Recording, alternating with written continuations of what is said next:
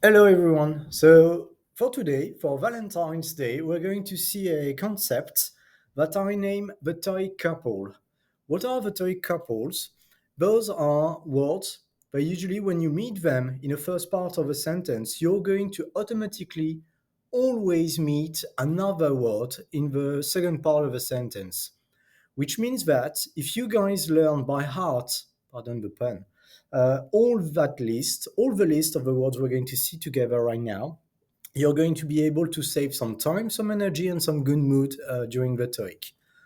So, what is the first couple of the TOEIC? Well, it's the one that I name adjective in ER and then a than. What does that make? It's used in order to draw a comparison. As an example, I'm going to say, Fred is smarter than my colleagues. Fred is smarter than me. You've got the adjective in its ER form, and then you've got a than in order to draw the comparison. This guy is more intelligent than I am, as an example. Then, and still in order to draw some comparison, but there are comparisons that are of equivalence, You've got as. As an example, Fred is as smart as Albert Einstein, is as intelligent as Albert Einstein was. Uh, the next one that you can use in order to express a preference, but what is interesting is that he almost works as a comparison.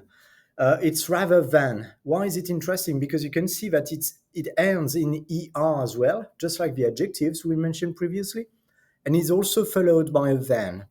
How do you build it? You would use it in a sentence such as, I would rather stay, work my TOEIC than go out, as an example. I would rather do that than that. You express a preference or a comparison between two things.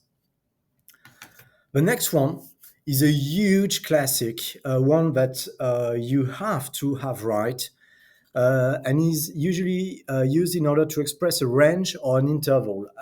It is from to. A range or interval of time or geography, as an example, you're going to say, this shop is open from 9 to 5. Or you're going to say, some of you guys are going to say, for my experiment this summer, I'm going from France to Canada. So there you're going to give the geographical interval of what you're going to do. You've got from to in order to show those ranges, sorry. And you also have a huge classic that is between and. Between and is used in order to indicate a choice or a selection between two options. Between the manager and the assistant, there's always a good atmosphere, as an example. Between that and this, between this and that, there's this and that, as an example, whatever. You highlight the choice. So if you have between in the first part of a sentence, you will have to look for the and in the other part of a sentence. You find the and in the MCQ, you know it's the right answer. You choose it and you know you're right without even reading the entire sentence, which is neat. Another classic that is both and. This one is going to be used in order to list items together. So, as an example, both Fred and Florent are awesome colleagues of mine. These two guys are awesome colleagues of mine, but you list them together. So you're going to use it both someone or something and someone else or something else. And this way you've got your list. Then to express a choice, you will use a huge classic that is either or. Some people are going to say either. I say either, you say either. It's actually a song. Both pronunciations are acceptable, so use whatever. How do you use it? You're going to express a sentence such as, I don't know what I'm going to do tonight, but it's going to be either working my English or correcting my exams. I'm going to do either that or that. I've got a choice between two elements.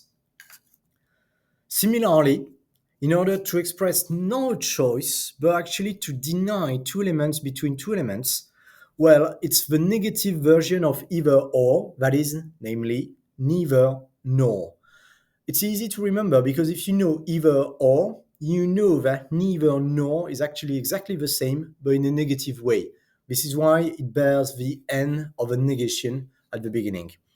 How do you use it? You're going to state a sentence such as, I don't know what I'm going to do tonight, but it's neither going to be working nor will it be correcting my exams. Then what do you have? You have a huge classic of a TOEIC, one of my favorites. That is not only but also. This one, excuse me, you're going to use in order to add information or to highlight the positive or the negative side. As an example, I'm going to speak about Fred and I'm going to say, oh, Fred is not only very smart, but he's also very good looking. So you highlight the positive, obviously, side of the first information you've given.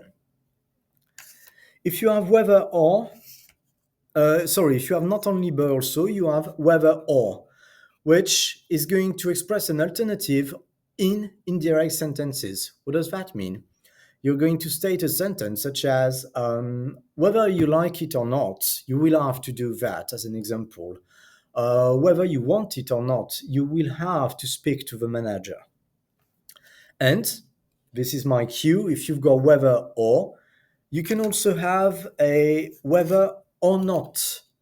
This one's going to show an alternative, just like the previous one, but it can also include the absence of choice, whether you like it or not.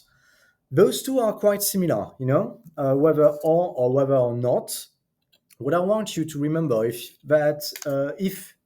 you have a whether, you know you have a or later, and then it depends on you to detect whether or not you have a whether or not.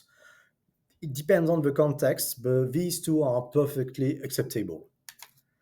Lastly, you've got one that is a bit less formal, that is the if then. So during the TOEIC, if you've got a sentence that starts with an if, then it's a conditional, just like in the sentence I just said. If you have a sentence that starts with an if, then it's a conditional.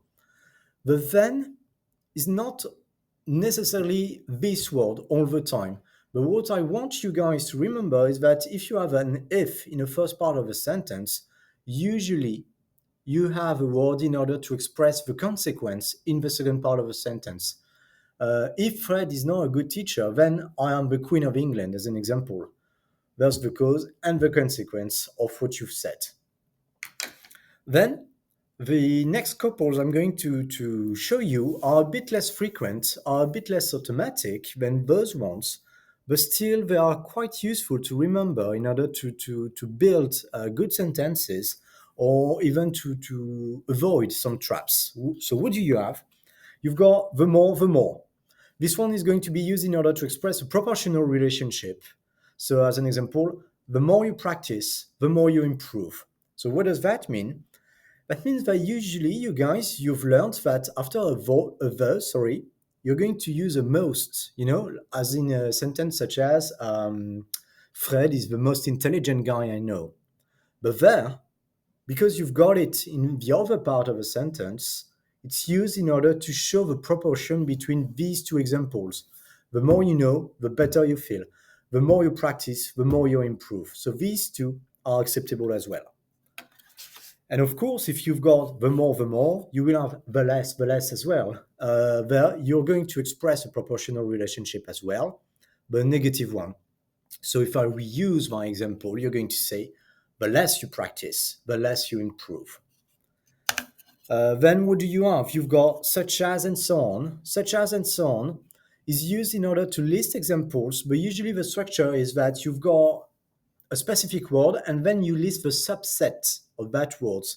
As an example, you're going to say fruits such as apples, bananas, grapefruit, and so on and so on.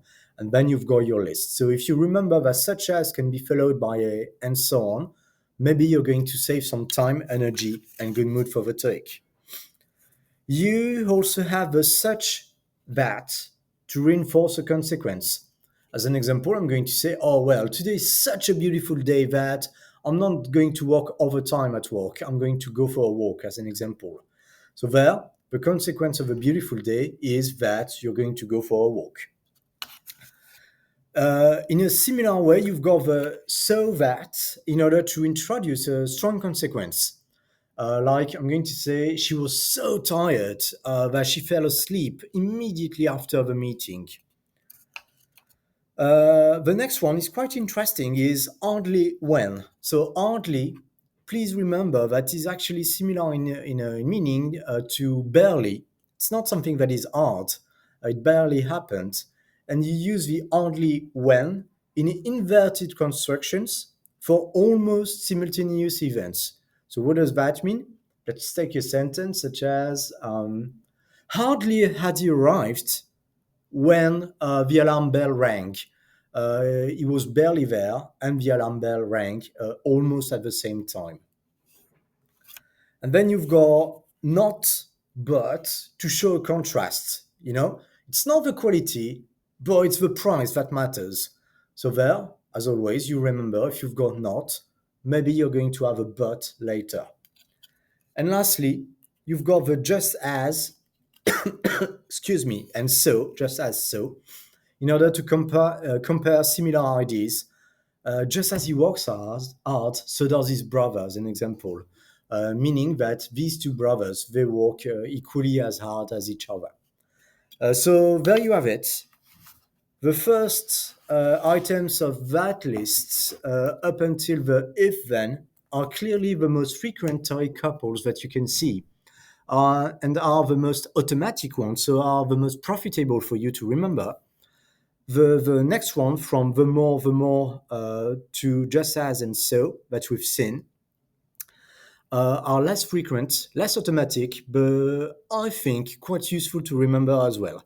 So again, if you remember them, if you remember how they work in pairs, similar, you will be able to detect them, hopefully, and then save some time, energy, and good mood for the TOEIC.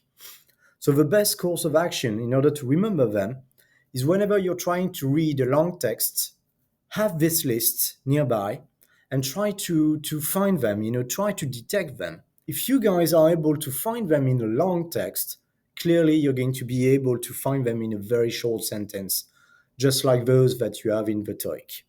And again, if it can help you save some time, energy, and good mood, well, it's very profitable. So there you have it. All is left for me is to wish you good luck and a good TOEIC reviewing. See you guys.